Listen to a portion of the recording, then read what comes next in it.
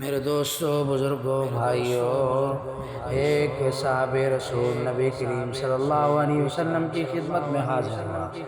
اور آ کر کہنے لگا، یا رسول اللہ، میں رزق کی وجہ سے پریشان ہوں۔ تو آپ صلی اللہ علیہ وسلم نے ارشاد فرمایا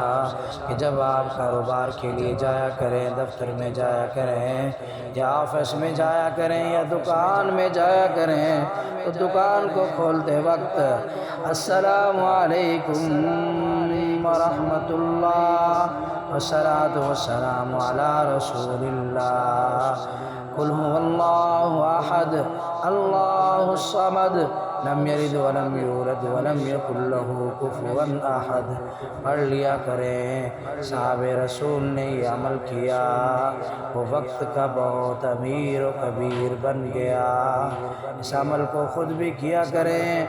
اور سب دوستوں تک شیئر کیا کریں، تاکہ سب دوست قرآن و حدیث کے مطابق عمل کریں تو زندگی بھر مزے کریں گے۔